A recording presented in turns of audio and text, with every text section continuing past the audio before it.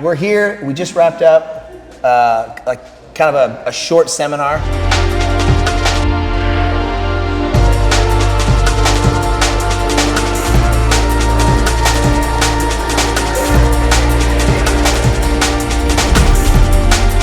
What it sounds like you're saying, and what it sounds like the ecological idea or the constraints-led approach is doing, okay, is replicating the original. It's replicating two things. It's replicating the way we learn in general, in all things. Riding a bike, we talked about that. There's a great illustration, the balance bike versus training wheels approach, okay? Which after 4 kids and teaching them how to ride a bike, training wheels suck. It is the worst way. And every kid has the emotional breakdown of when you take the training wheels off and they realize they don't know how to ride a bike and the training wheels never helped. They've spent a lot of time learning a different skill. Yes. That feels like riding a bike, but it's totally different. Yeah, absolutely. Okay. Totally with you. So it's doing that. The second thing it's doing is it's trying to speed up maybe the original process of discovering, the grappling arts. Okay, what I mean by that is somewhere along the way, someone discovered a Kimura and how to break a shoulder with that figure 4 gripping and how to pin the hips, whether top or from the bottom, hipping out and controlling and then pushing the hand to the back of the head. That's in a lot of different grappling arts, not just jiu-jitsu, it's in a lot of them. And someone discovered it, and I would dare say multiple people discovered it all on different pathways in different places around the world, because the shoulder only breaks in 2 or 3 different directions. Correct. Okay. What we're trying to do as an ecological coach is trying to create a game that sort of replicates that learning process without it having to be so loose that over 6 or 7 years of just rolling on the mat, someone randomly discovers what a Kimura is. Sure. You're trying to create a game that sort of forces the self-discovery of something that you do know. You do know a Kimura. You can teach a Kimura. This is not a debate. This is a silly debate. And when I hear people debate against eco, this is basically what they're saying is, oh, what, they're just going to discover on their own what an arm bar is? Or it's like, you leave them on a warehouse and they end up airballing. yeah, it's like, or like my favorite meme, by the way, which is awesome if we can find it and put it up there, it's 2 belt ties. It's one that's like traditional way and it's like a perfect knot, eco, and it's like the classic white belt knot that's just like all over the place. And I for sure responded to you with that. Oh, it was awesome. I think I shared it. I think I shared it. Totally. So I love that meme. Yeah. Because it sort of also sort of shows people's lack of understanding of what ecological coaching is. Yeah.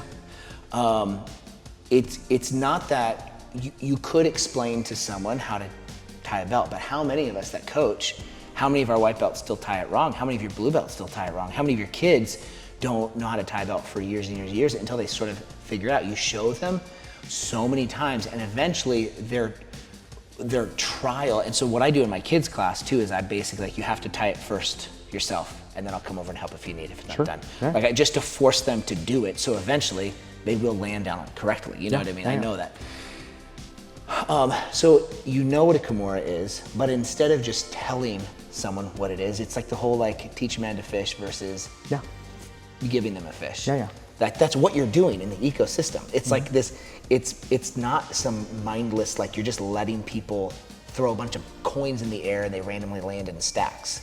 You're creating very intelligent games that are, you're creating constraints small enough, based, like tight enough for whatever is needed to learn a specific skill set. So if you're working on a very, very specific skill set, your constraints are gonna get tighter and tighter and tighter so that the self-discovery is real narrow focused. Would that be accurate? We're real close. I think the thing that, and again, maybe other people would disagree with me. Okay. There's some things that are like mandatory. Yeah. I don't think, so like what you're kind of describing is like, cheating is the wrong word, but like using eco to make them memorize the technique that you want them to memorize. If I make the constraints so tight, they'll do the Kimura just like I want to do it. Maybe like, less that, but maybe more, maybe zoomed out just a little bit farther than that. Meaning, okay, we know that a knee cut works, but we also know there's a lot of ways to make it work. But there's some general principles that make a knee cut successful. I have really heavy hips. My knee cuts are typically more successful when I'm using my heavy hips. Sure. And pinning and sliding through versus the sort of buzzsaw style daisy fresh knee cut where they scoop and throw real far out there and then slam over the shoulder. Totally. Knee surgeries, really heavy hips, that usually doesn't work for me, but it almost always works when I use it. Okay, we understand it. Both of them work. Yeah. But we can create a game that doesn't just, it's not just passing, it's not just going through the legs, it's discovering how to lead with your knee and slide through tight enough that it takes their ability to re-guard away. And so trying to come up with a game that like allows them to discover that, is that too narrow? I push back on it a little bit, and that it might be too narrow. In that, like the counterexample is like, I mentioned it earlier, and then I armbarred like 3 people today. It's funny how it like gets in there. But like, I like to say that I don't armbar from close guard. Yeah. And I like, I do. Yeah. But like, can you like? It doesn't have to be about you. There are good black belts who don't Kimura. Yeah. Does that mean they're not black belts? No. Yeah.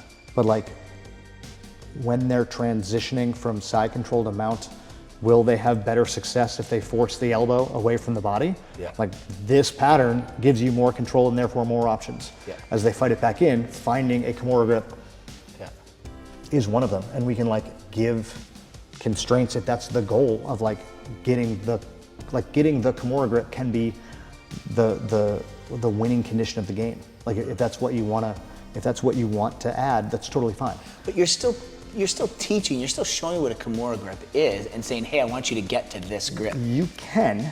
Even with like the ankle lock tonight, you're like, hey, you're like, this is your end goal to get to this position. Yeah. So on some levels, you are teaching. Yeah. You are showing. Oh, there's lots of teaching. I think that's one of like the misconceptions. Yeah. But it's not, this is the only way to do it, now go drill it against a static person. Okay. I think that's the big difference. Okay. I think like, it's like if you're fighting fair right now, it feels like every debater will lose because at the end of the day, everything is eco. Like teaching in the traditional manner is eco. Yeah. Like the constraint is you have to learn through this very but a less efficient way. Like that's a constraints-led approach. So therefore what you're doing is what I do. And then anything that isn't that is also me. So I have everything. So therefore I win. That's hilarious. A poor way to change hearts and minds, right? And it's not our job to change hearts and minds. Everyone just wants to do the best they can, and this is what works for me. I think if they're going, I'm changing the analogy, but if they're going for a Kimura and failing, like creating constraints that destabilize the things that they're doing that are causing them to fail, which in our minds, because of where we came from, might be very like, oh, you're missing technique step number 7. But like from what you're talking about of like understanding concepts of like to finish the Kimura, you have to control their center line so they can't rotate as you're rotating their shoulder forward or elbow forward or whatever. Like you can create games to like help that person do a better thing, but at the end of the day, I think something that people get lost in, and we were talking about it, what Matt mentioned, of like, eco isn't gonna work because it's gonna take my training partner like 5 years to ecologically learn all these techniques that I demand that they know. Like, they don't need to know every technique. And it's technically, weird. they're actually not gonna know it. No matter how many times you sit there and try to tell them, they're actually not gonna know it in a live roll. That's it, yeah. And this knowledge about versus knowledge of. And this is what we see in our class, kids, adults, all ages, right? Like, many of them can recite or show a technique. Yeah. And none of them use those live. Yeah. They use what works, what they've self-discovered. They use what they own. It's so easy to see once you're aware of it. Yeah, the CLA approach, right? This is, like what you're saying, is actually happening in every gym across the world. This is actually how everyone is already learning Jiu-Jitsu. It's just we slow it down by also adding a portion where they're sitting and teaching and learning. Is one of the current theories that I have read about, and I don't know if it's the standard, but like, I agree with what you said, but like, if this is on the internet, people will be like, that's wrong. And maybe it is wrong. I mean, maybe it is wrong, but I just mean it in the sense that What I see is I see students learning techniques, drilling them, but the ones that are winning with those techniques are the ones that are using those in a live environment, that are learning it in a live like that kid you were context talking and about. know how to apply it in a real scenario. Okay, so maybe the teaching style isn't an ecological approach to teaching, but what they're actually using and what they're applying is still stuff that is learned based on the ecological approach of teaching. Is that better? Yeah. The ecological approach to skill acquisition is what they're running into by the perception action coupling of figuring out how to do it when the other person is moving. Yeah. And like, this is what I think that I might be wrong on, that like other people are going to argue about. That's a like, better way to say it. And the pieces I've heard about it, I don't think are actually from Jiu-Jitsu, but other sports arguing about like, obviously you need to do both. There's a huge thing right now. It's huge in Jiu-Jitsu, it's huge in lots of stuff. Yeah. But like, I think one of the theories right now, and it's obviously from the eco camp, so they're pretty biased. Yeah. But like, if you are going by the traditional model, which I think like the IP, information processing model, cognitive load theory, all of that, to actually learn the knowledge of the live skill, IP, the old school needs eco, and maybe it's like hidden in that like, when you let that bike seat go, and that 5-year-old is rolling away, you're screaming at him. You're trying to pour it in. You're like, no, left, turn right, turn left, look out for the triangle. Lean, balance. It's a stupid example because it's too easy to be like, oh, obviously you're correct. But like, that doesn't help. Yeah. It doesn't help that. Like, even if they go left, it's like, blah. It doesn't actually. It's them learning it based on all of the feedback, all of the perception and their actions coupled together. Yeah. The wind direction that day changes how they learn how to ride the bike. Yeah. And like, I think the actual. And the other side. Oh, go ahead. Yeah. The theory, which is like, I don't know if it's real, but like, the traditional model needs eco, or eco is hidden in there somewhere. Yes. Eco does not need the traditional model. You do not need to memorize the names of all the techniques to be able to pass someone's guard. That's what makes people uncomfortable. Me too. I think that's what makes people uncomfortable. Because I think if when we really look at it, every single high-level coach that teaches more of a traditional model, whenever I hear them talk about stuff, when you watch their students perform well, it's always on the other side of this skill acquisition process. Yeah. Right? Like, it's hidden in whatever they're doing. Danaher has like these Danaher rounds. We do them in our Nogi classes a ton, which is like basically every class. We don't do it every class, but it's positional sparring, but it's always just wrapped in, and you just start from multiple positions. Top person, right, from mount. Bottom person escaping. Top person only wins with a submission. You're just back and forth. Yeah. Right. Another position, and you're constantly just always in these different positions that you don't a lot of times find yourself in a live role, and so you're constantly getting time in these positions, and so then they have these students that are just really adept at all these different positions, and I think that creates a framework of learning techniques in the traditional model, but still their application of those techniques still only happens after this ecological sort of like way of skill acquisition is what I mean. I don't know enough about it to like put a stamp on it. Okay. But like a thing that I really like that is eye-opening, that is hopefully eye-opening and annoying because it is tough to refute, is that like Danaher is like the Harvard, and so people that not only are the best but learn in that style end up succeeding there. Yeah. But we don't count all the people that either went there or left or recognized it wasn't for them or anything else. Yes. Like it's one of like the Big Dan debates, which is a stupid name for it, and I'm not critiquing him. Everyone just wants their way to be the best. And we all want to be the hero of our own stories. Yeah. The best teams in the world don't use eco. Yeah. The worst teams in the world don't use eco. Like you're not measuring anything. I love that. It's like the bottom 1,000 schools don't use eco. Yeah. What are you talking about? Yeah. Like it's not about whether one does or does not work. It is about like what is more effective. But okay, so we were texting about this. This pulls into high-level competitors. Yeah. I feel like we can almost trace where their real skill sets came from a more ecological approach. And this is like goes back to like brother champions, brothers or twins. 100%. Where it's your Ribeiro brothers, Yeah. Mendez brothers, Rotolo brothers, Meow brothers. Yeah. I mean, just like on and on. I want to take credit. I at least, like this is a something I independently Yeah. stumble onto. Yeah. Yeah. And it was like, you said it, I was like, and I've talked to my kids about it, it's like your best training partner is gonna be your brother, where you just go out there and roll. And you're gonna like, and you see these videos of Real Total Brothers from when they're teenagers, like talking about some random technique when they were kids that works, like, oh, this is what I do with my brother, and you're like, oh, that's some high level.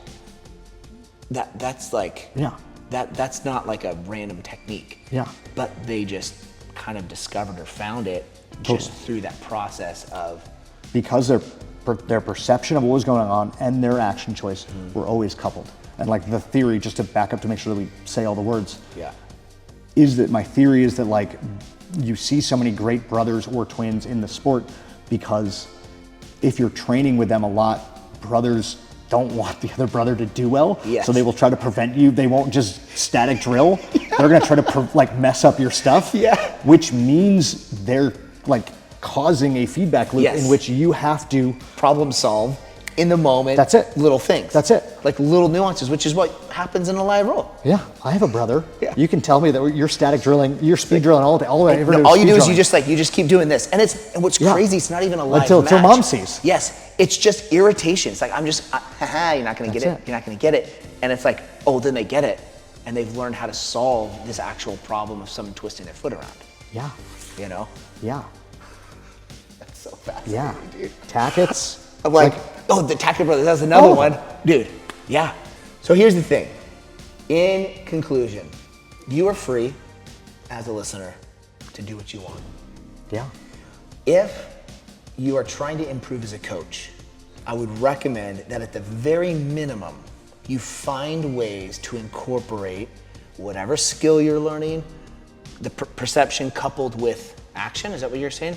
Find a way to do that. If you want to teach techniques and still go about that, I think some of the questions we don't have time for would be wrestling through, I think, like, how much does this work in gi? I feel like it's almost easier to do it in no gi than it is in gi.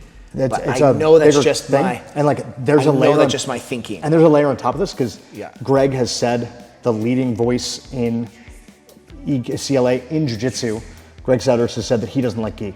So he doesn't train gi. I don't think that means it doesn't apply. I certainly use it for both. And there's something about the gripping that amplifies the very specific nuances of where to place some things that you don't find quite as much in no gi, I think. But at the very minimum, whatever you're teaching, please, if you are a coach, find a way to couple those two things, action and perception. Whatever technique you're learning, do not just drill it in a static way. At least have them start to ramp up their resistance in the position. At least find a way that like they're learning it in context. You know what I mean? At the very minimum. Yeah. You know. I think it's tough. I would. I know you're probably in the camp of like abolish.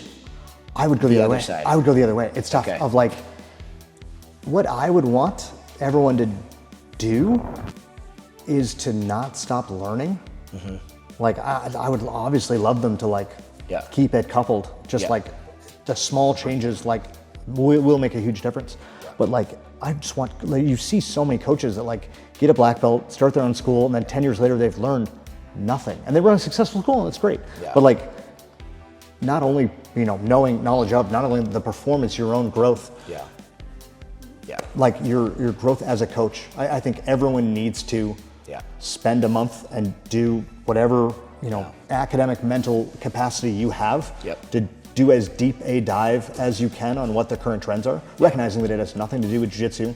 Like I was saying before, the entire German national team soccer youth program is 100% eco. There's zero German youth players in the national team program dribbling around cones right now.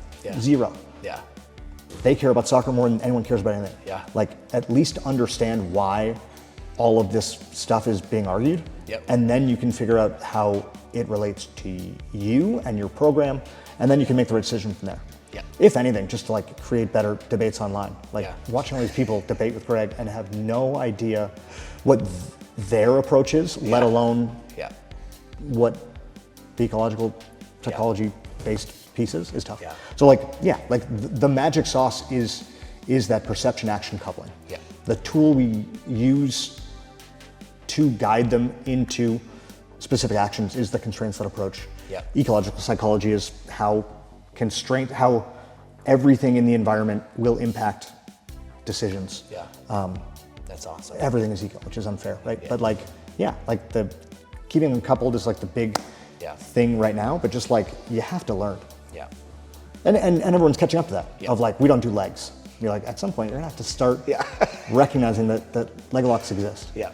Or you don't, but like at least understand why you're making that choice. That's the big thing. Yeah. That I would recommend, that I don't care if anyone follows or not. But that's where we are. Awesome. Well, Kyle, dude. Thanks for having me. Very Seriously, fun. thank you so much. And like and subscribe, I guess. I gotta try to grow our channel somehow. Yeah. However, more than anything, Does your channel like 100-minute long dude, I don't post-training know. chats? And we're gonna find out. What I care though is that this conversation actually gets out there and helps people coach better. Yeah, for sure. That's what I want. Yeah. So